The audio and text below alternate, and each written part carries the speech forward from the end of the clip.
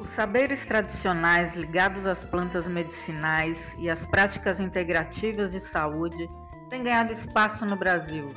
Em meio a críticas ao modelo biomédico hegemônico, cresce o interesse por métodos ancestrais de cuidado, especialmente entre comunidades indígenas e populações tradicionais.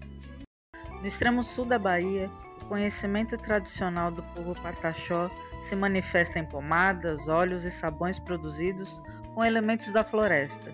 Quem vive essa tradição no dia a dia é Tanara Pataxó, jovem indígena que transforma plantas em cuidado, espiritualidade e resistência.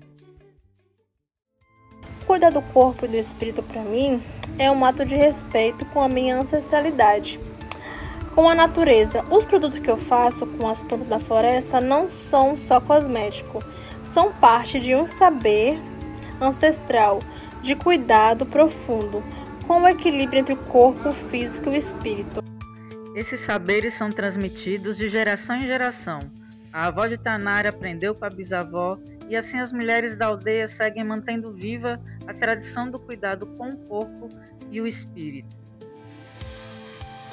A avó aprendeu com minha bisa, minha mãe aprendeu com a avó e eu aprendi com minha mãe. Manter o respeito é a gente saber manter o tempo da natureza, respeitar o tempo dela, não é assim só pegar, fazer, porque muita gente pensa no lucro, pensa em como lucrar, mas a gente pensa também na tradição, a gente leva a cura para outras pessoas através da natureza. A produção também envolve espiritualidade, desde a colheita até a finalização. Tudo é feito com intenção. Cânticos, orações e gestos de gratidão fazem parte do ritual de preparação. Desde o momento que a natureza dá o que a gente precisa, né, para cada coisa, eu já pego isso especificamente e já fico orando para quem for usar, para quem for comprar esse produto, que seja curado, que seja um bom uso, que é tudo 100% natural, entendeu? Então aí eu converso com as plantas, eu canto um cântico da minha cultura e eu faço isso especialmente para quem precisa, de verdade, entendeu?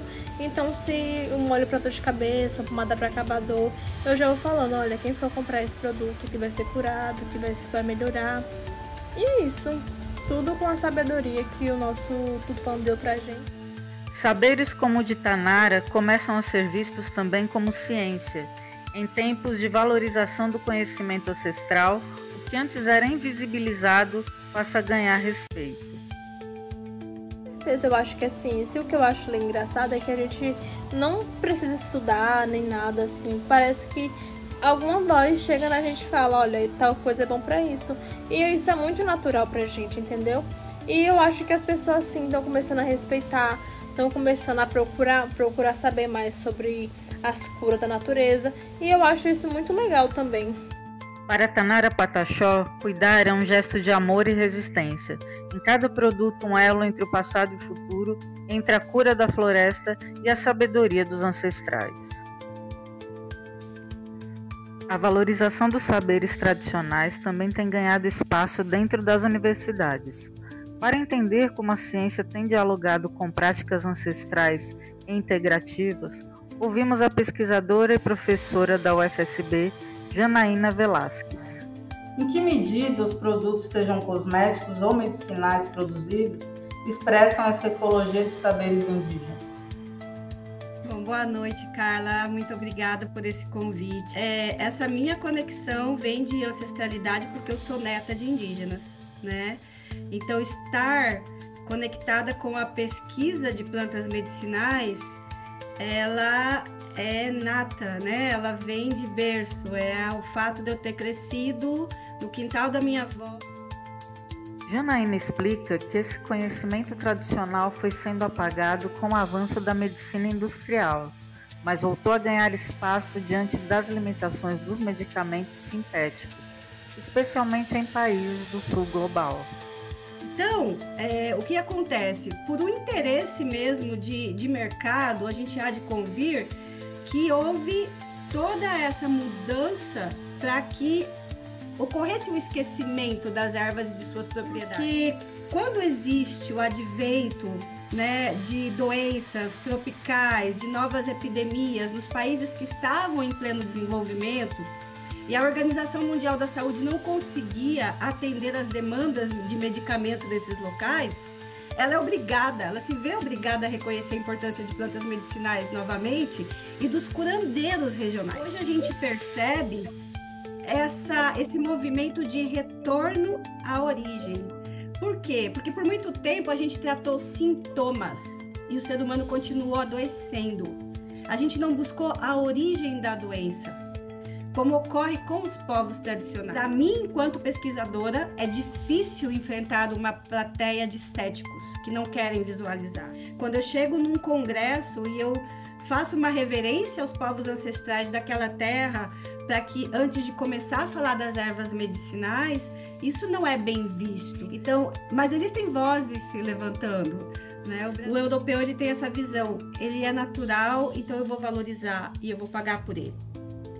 Quando a gente traz para um país como o nosso, onde as plantas crescem, a gente tem uma biodiversidade imensa, onde os nossos avós fazem chá para a gente desde pequenos, fazem xarope de guarco quando a criança está gripada, né? A gente tem uma tendência a negligenciá-la, porque a gente teve esse inconsciente coletivo trabalhado por décadas para negar o conhecimento originário, e hoje está sendo muito difícil reverter. Né? Então existe um padrão de comportamento que chegou inclusive para as nossas aldeias. E aqui eu quero que fique bem claro, não estou dizendo que a gente não deva usar medicamentos, a gente deve sim, né? Eu acho que quando a doença ela avança, é o sintético que vai estar mais concentrado e vai trabalhar com aquele sintoma. Mas eu estou falando de valorizar aquilo que é tradicional, aquilo que é ancestral, e que os pesquisadores lá de fora valorizam muito mais do que a gente. Por a gente não valorizar, a gente acaba dando brechas para que haja biopirataria, para que as pessoas lá de fora pesquisem, patenteiem, lancem medicamentos e a gente continua negligenciando os produtos da nossa biodiversidade. Entretanto, a gente tem que ter um mínimo de cuidado, porque a gente está lidando com saúde humana, né? E esse mínimo de cuidado é saber que aquele extrato que eu estou preparando não tem uma contaminação por fungo ou bactéria, que é natural, que não faz mal, né? E a gente precisa ter muita cautela na manipulação. Não é porque eu estou isenta de um registro na Anvisa que eu vou preparar um sabonete de qualquer jeito, um creme hidratante de qualquer jeito. Eu estou lidando com saúde humana. Quando a gente valoriza esse conhecimento a partir da compra de um produto de uma comunidade indígena, a gente está trabalhando uma reparação histórica, trabalhando com reconhecimento de uma cultura.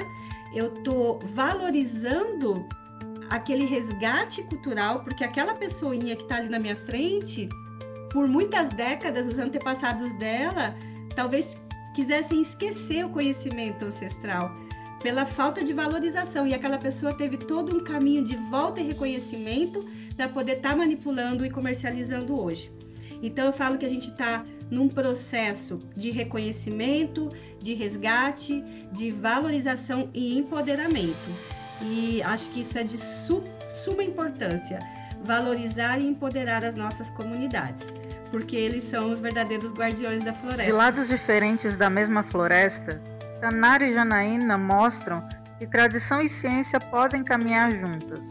Entre cantos, fórmulas e raízes, cresce um caminho de cura que respeita a terra, valoriza o conhecimento ancestral e aponta para um futuro mais saudável e integrado.